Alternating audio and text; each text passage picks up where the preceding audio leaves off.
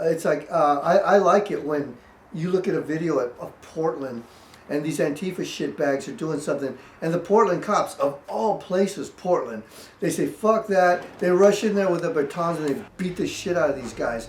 It's like, it's about time.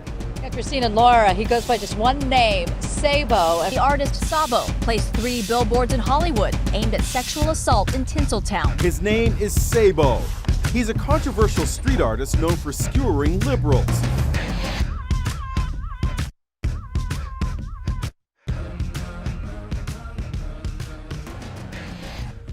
The turd was from Bernie. I made these very small ones. I made these little things here that you can, while you're walking your dog, you can like put them on the shits. And someone then went and copied me and did it for Trump. But I did it first. And then I had a gallery show at Politicon, and I just said, well, I'm going to make a big version of it. So I've got that big free shit Bernie thing. And so now I have a 5-foot turd in my kitchen. I think what makes good art isn't so much the technique. Obviously, it's nice to have a good technique and a good look. And that comes with years of practice and all this kind of stuff. But I mean, what makes a good artist is having your own voice. But to be a great artist, I think, is to not only have your own voice, but have one that's unique. You know, one that people haven't heard before, or at least not seen before.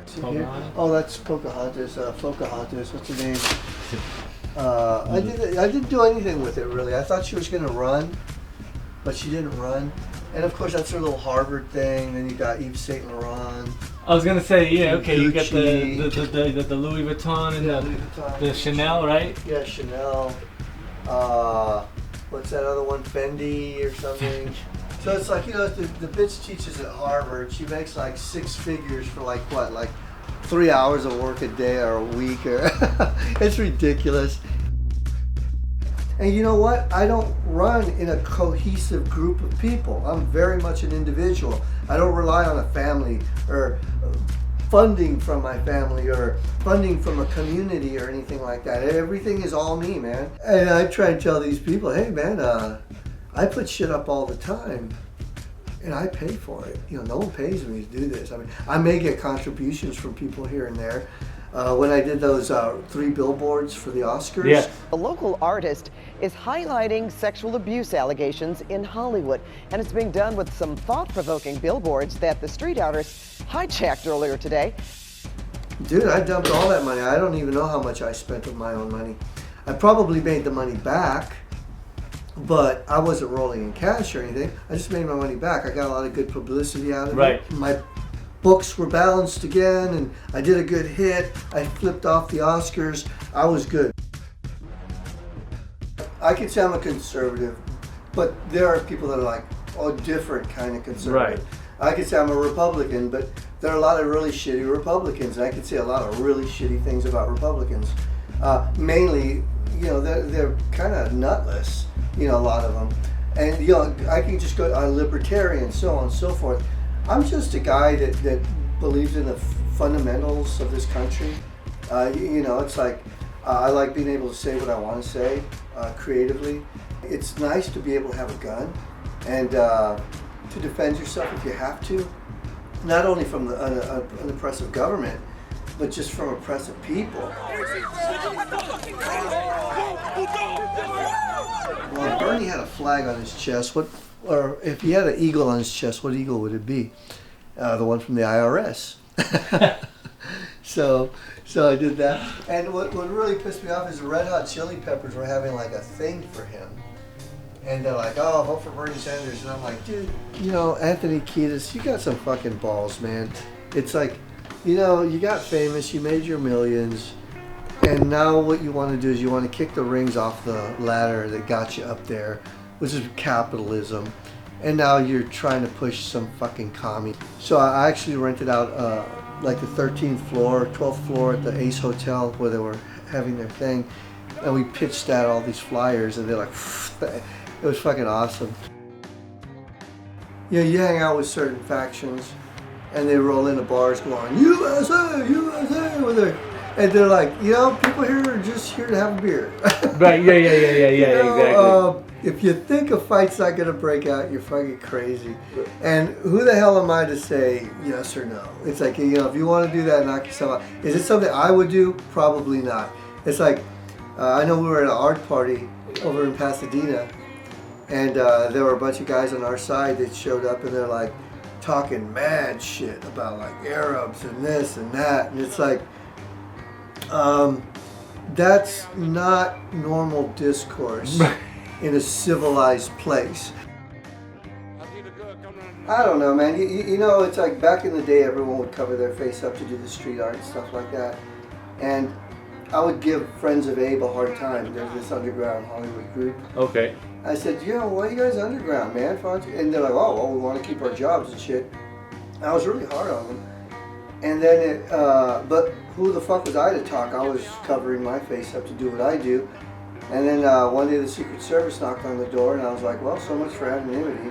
I mean, here? Yeah, I mean, they left that door hanger right there. They said, hi, we're the Secret Service. Will you give us a call? Man, how are you? I'm well. Who are you guys? Secret Service. Yeah, we spoke yesterday. Did you send out the tweets about, you know, bringing back Lee Harvey Oswald as a zombie? How likely is that going to happen? It really would be a crying shame if someone called to report a man with a rifle in the area on this night of the Gwyneth Paltrow event. Wouldn't it be? Let me see this Ted Cruz one. That one went viral. That's probably one of my first ones that went viral. And I was shocked when he ran with it. And it always helps when like a celebrity or someone runs with your piece that you do, because it helps it to go viral. Sure. And I know when I did the Jimmy Kimmel thing, I did like the estrogen hour thing. And he like, I knew where he lived, I knew where he worked, and I knew how he was going to have to drive to get to work. So I put a bus bench there. And lo and behold, he like jumped out of his fucking car, sat in it, flipped me off. And he sent that picture to the Hollywood Reporter. I'm like, thanks, Jimmy, you just helped this thing go viral. You know, when you go to art school, you're surrounded by those people. You just want to get laid. You know, you just want to get along. And people, and even more than that, until recently, no one was political. Okay, how should I say? No one thought politics was cool. And so they never pursued it. And even worse than that, they thought it was uncool. It's like, and they never addressed it. And so they kind of just marinated in that left-wing creative shit. And that if you wake up and you're like, oh, I want to be a creative, I want to be an artist, I want to be a designer, I want to be a this, I want to be a that, you're just automatically told that you're going to, you think a certain way. You have to be free-spirited and open-minded. And it's like, yeah, but they never tell you can't think like this, though. And it's like, well, why not? If anything, I'm seeing more that the left, they're losing their creative edge because of their hate.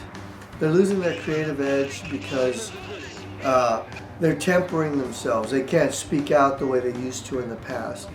And what pisses me off about a lot of the artists, particularly people like Shepard Fairey or even a Banksy or whomever, Robbie Canal, all these guys, they gave that guy a free pass for 8 years. It's like, you ask all these artists, Henry Rollins, all these fucking guys, it's like, why didn't you go after Obama when he was dropping all those fucking bombs? And he won a Nobel Peace Prize, and you know, and he it's like, you're supposed to be these rebel fucking artists. It's like, you're the biggest fucking sellouts in the world. Yeah, I did that It one. Got some, you know, I don't, people were asking me, you know, the gay community actually like got on my ass about that. And I was like, you know, man, fact of the matter is, I think if it weren't for the fact that I had committed so hard, I probably wouldn't have done the hit. Because I don't have a problem with trans people or gay people or anything like that. What I do have a problem with is when you're trying to normalize it. Because it ain't normal, I'm sorry. It's not. We gotta get the Democrats out of office, for sure. I mean, when you consider so many of them commit suicide or have, you know, problems, and you know, I've been through AA. I've met my share of people in fucking rehab that were like this, and they weren't very happy people. My attitude about the whole Jewish thing You'll be, oh, they run Hollywood, oh, the business, and blah, blah, blah, blah. All I can say is I don't care if you're fucking Jewish or Irish or Catholic. If your ass gets up in the morning, if you can band together, be a cohesive group of people, go out there, work, sacrifice, tell your kids to do well in school, slap them in the ass if they do bad, and trust me, eventually you're going to wake up and you're going to be in a good place. Why should I begrudge Jewish people for being in a good place? They work fucking hard for it. It's like they're very disciplined, very structured, very religious. Their kids are the same fucking way. And you know what? If I saw Irish people like that, I would feel the same fucking way about it. If I saw American Indians like that, I would feel the same fucking way about it. But you know what? I've had more than my share of Jewish friends. I like the fact that they're my friends, and I know better than to do fucking business with them. Dude, I don't mean to sound like I'm contradicting myself, but all I can say is they are some fucking shrewd business people. And you know what? That's why they're fucking successful. Who do they say? Who are the Jewish people? The Ashkenazis? They say, they have very high IQs as well as some Asians and stuff like that. What the fuck's wrong with that? It's like, oh, okay, and you know what? Brad Pitt's better looking than me. Right. What am I supposed to bitch about it? It's like, no, I have to wake up in the fucking morning, my short, ugly little ass, and put in my fucking day's work. And it's like, and that guy may be smarter than me, but you know what? I'm just going to try to outwork him.